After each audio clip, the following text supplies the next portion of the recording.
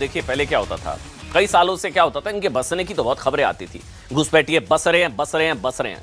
अब मोदी सरकार में इनके भागने की खबर आ रही है। बहुत ही अच्छी तस्वीरें, सुखद अनुभव होगा आपको साहब, क्योंकि देश कोई धर्मशाला नहीं है। कुछ लोग कहेंगे कैसी बात कर रहे हैं अमन जी, थोड़ा मानवीय पक्ष तो रखिए। लेकिन साहब ये कोई, पहली बात तो भारत कोई धर्मशाला नहीं है, नंबर एक।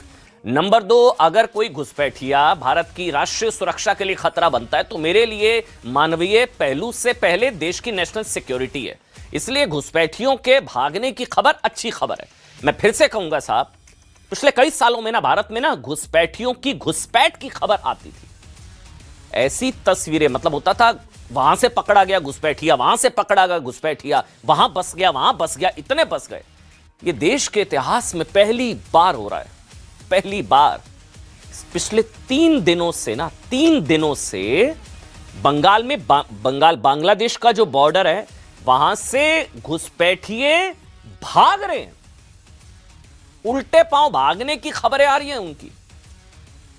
बांग्लादेश पश्चिम बंगाल बॉर्डर पर पिछले 3 दिनों से घुसपैठिए की भीड़, घुसपैठियों की भीड़ वहां पर इकट्ठा है। वो किसी भी तरह से बांग्लादेश वापस लौट जाना चाहते हैं। इनमें बड़ी संख्या में घुसपैठिए जीरो लाइन पर फंसे हुए हैं, क्योंकि साहब इतनी भारी, अब ये सारे बंगाल में थे। वो कहते हैं होना नहीं चाहिए ऐसा, यार होना नहीं चाहिए, नहीं होना चाहिए। ये लोग सारे वोट डालते जितने घुसपैठिए, भारत के चुनाव, देश का चुनाव, और विदेशी डालेंगे वोट। साहब भारी तादाद में बांग्लादेशी फोर्स भी उन्हें लेने को लिए तैयार नहीं है।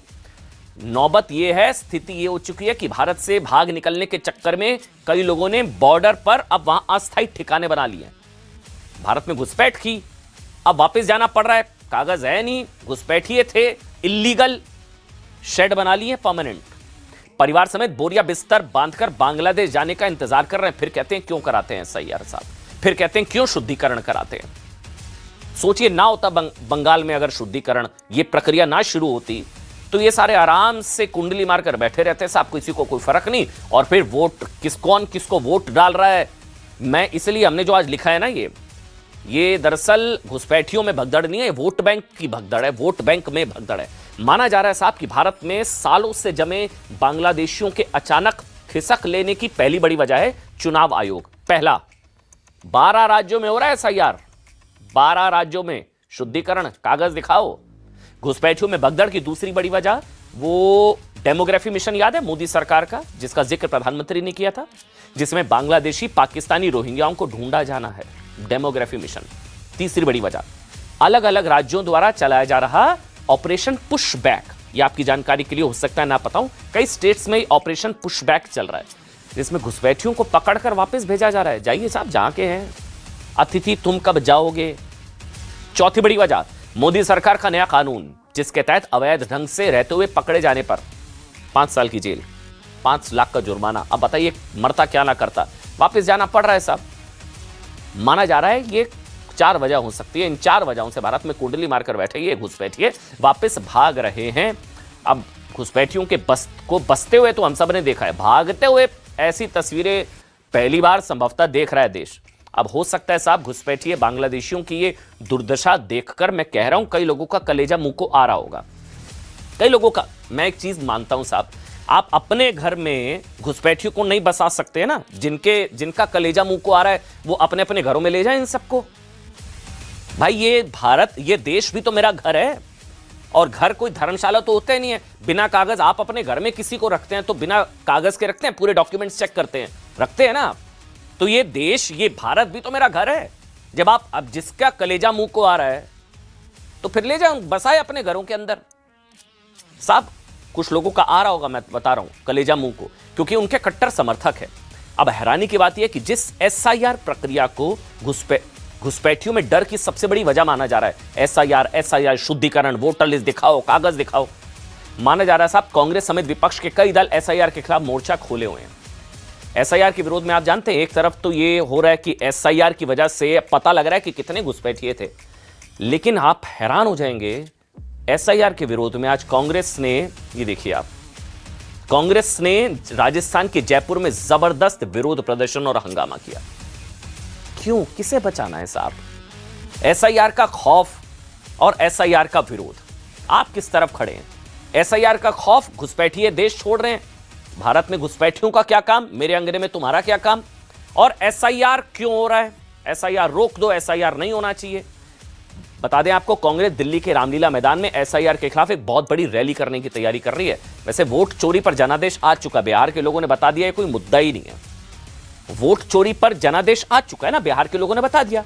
बीजेपी का आरोप है साहब कि घुसपैठियों के रूप में विपक्ष का हार्डकोर वोट बैंक कम हो रहा है। आयातित वोट बैंक कहते हैं इसको, इंपोर्टेड वोट बैंक, घुसपैठिया वोट बैंक, जिसकी वजह से ये लोग एसआईआर का विरोध कर रहे हैं और कुछ नहीं है। मतलब सीधी सी बात है, भारत के चुनाव में कोई विदेशी वोट दे। हैरानी की बात यह कि साहब पिछले 3 दिनों में विपक्ष के किसी भी नेता ने अब ये इन तस्वीरों पर कुछ नहीं कहा कि अच्छी तस्वीरें घुसपैठिए क्यों है देश में, इनको निकालिए साहब। अब आपको बताते हैं पूरे देश और खास तौर से बंगाल में एसआईआर की जरूरत क्यों है। अब ये बहुत ध्यान से सुनिएगा, मैं कुछ ऐसी केस स्टडीज आपको बताऊंगा, आप भी कहेंगे इतनी देर ही हो गई एसआईआर करने में, इन सबको तो पहले भगा देना चाहिए था साहब। ग्राउंड जीरो पर न्यूज 18 इंडिया की कवरेज में बंगाल छोड़कर भाग रहे बांग्लादेशी घुसपैठियों ने ऐसे ऐसे खुलासे किए, हम भी हैरान रह गए। अवैध बांग्लादेशी घुसपैठियों ने बंगाल में वोटर कार्ड, आधार कार्ड सब बनवा लिए थे। सालों से बंगाल में वोट डाल रहे थे ये लोग घुसपैठिए, सालों से। बांग्लादेशी घुसपैठिए ममता सरकार की योजनाओं का फायदा उठा रहे थे। घुसपैठिए किस देश में ऐसा होता है साहब? ठीक है, मानवता, ह्यूमैनिटी, मानवता, सारी चीजें ठीक हैं, लेकिन देश को धर्मशाला थोड़ी ना है भाई। एक चीज समझिए, हमेशा जब संसाधन सीमित हैं तो पहले मेरे घर के लोगों को मिले ना उसका लाभ। घुसपैठिए आकर उस संसाधनों का लाभ उठा रहे हैं, योजनाओं का लाभ उठा रहे हैं। घुसपैठिए, कई घुसपैठियों ने खुद माना है कि वो ममता सरकार की लक्ष्मी भंडार योजना का लाभ ले रहे थे। इस योजना के तहत लाभार्थी को हर 1000 से 1200 रुपए हर महीने आर्थिक मदद दी जा रही थी। घुसपैठियों को पैसा मिल रहा है, सर पकड़ लीजिए साहब। मिसाल के तौर पर एक बांग्लादेशी घुसपैठिया हमको मिला, इसका नाम था मोहम्मद खलील मोल्ला। मोहम्मद खलील मोल्ला, ये देखिए। अब ये बांग्लादेशी नागरिक, अच्छा वो तो खुद मान रहा है मैं 35 साल पहले आया था 1990 में, तब से बंगाल के अलग अलग इलाकों में रहने की जगह ये बदलता रहा, पकड़ में आया नहीं। 35 साल से बंगाल के नागरिकों का हक मार रहा है, हमारे भारतीयों का हक मार रहा था ये। मोहम्मद खलील मोल्ला पहले बंगाल के तोपसिया में रहा, फिर हावड़ा, फिर अमता में रहने के बाद आखिर में उसने उलूबेरिया के श्रीरामपुर में अपना एक स्थायी ठिकाना बना लिया। अब हो रहा है एसआईआर। अब तो कागज दिखाने पड़ेंगे, पता लगेगा साहब ये तो 90 में आए थे, तब से विदेशी घुसपैठिया लगा हुआ है, वोट डाल रहा है। मोहम्मद खलील ने भारत में बसने के लिए बंगाल की एक लोकल, अच्छा ये क्या करते हैं, इनका मॉडस ऑपरेंडी समझिएगा। बंगाल की एक बच्ची से शादी कर ली और इसी आधार पर इसने वोटर कार्ड बनवाकर दशकों तक वोट डाला। बंगाल की लड़की से शादी की और अपने इन-लॉज, मतलब अपने ससुर, पिता और उसके नाम पर बना लिया वोट की ये मेरा बाप। हैरानी की बात यह कि वोटर कार्ड में इसने अपने पिता की जगह, मैं फिर कह रहा हूं, अपने ससुर का नाम लिखवा दिया। अब आप समझे तरीका। ये आया बांग्लादेश से, बंगाल में लड़की से इसने बच्ची से शादी की और ससुर को बना लिया बाप, फादर इन लॉ, ससुर को बना लिया बाप और फिर बना लिया वोटर आईडी कार्ड। बस गए, हो गया वेरिफिकेशन, बन गया आधार, चलिए बोरिया बिस्तरा फिट।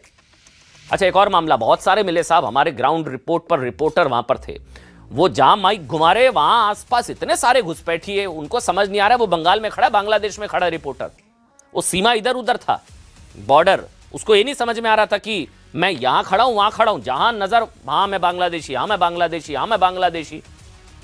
शेख रेजाउल मंडल साहब ये भी बांग्लादेशी घुसपैठिया था, इसने भी अपना वोटर आईडी कार्ड बनवाने में ना, ये इनका तरीका होता है, बंगाल की बच्ची से शादी की, बांग्लादेश से आया, ससुर के नाम पर पिता के तौर पर लिखवाया और इसकी पत्नी राहिला बेगम से जब हमने पूछा, उसने कहा कि उन्हें इस बारे में कुछ पता ही नहीं है कि उनके पति ने अपने वोटर कार्ड में इसके पिता का नाम लिखवाया, ससुर का नाम, कह रही मुझे नहीं पता। हालांकि ये खबर सुनकर श्रीरामपुर इलाके के स्थानीय लोग अब मांग करने लगे हैं साहब कि सरकार उन सभी घुसपैठियों के खिलाफ कार्रवाई करे जो गैर कानूनी तरीके से भारत में घुसे हैं। घुसपैठ की कहानी, घुसपैठियों की जुबानी, ये भी अनोखा है साहब, ये भारत में ही हो सकता है। सुनिए।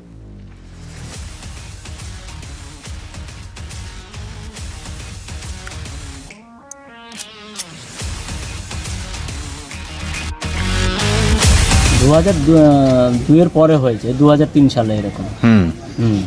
আপনি কি আদৌ ভারতীয় বাসিন্দা ছিলেন না? না না, ভারতীয় বাসিন্দা নয়, আমাদের গ্রাম থেকেই আর কি করা হয়ে গেছে। শ্বশুরের নাম দিয়ে হয়েছে? হ্যাঁ, না শ্বশুরের নাম দিয়ে কি করা হয়েছে? যখন আমার বিয়ে শাদী হয়ে গেছে সে কোথায় যাবে? সেটা আমি কি করব? যারা ভোট তুলেছেন তাদেরকে জিজ্ঞেস করুন। যারা এই 10 বছর দিয়ে আমাদের ভোট নিয়েছে, যারা ভোট তুলেছেন তাদেরকে জিজ্ঞেস করুন। আমি তো সব সবুজ দিয়েই ভোটটা করেছি, নাকি আমি শুধু যেই ভোট দিয়ে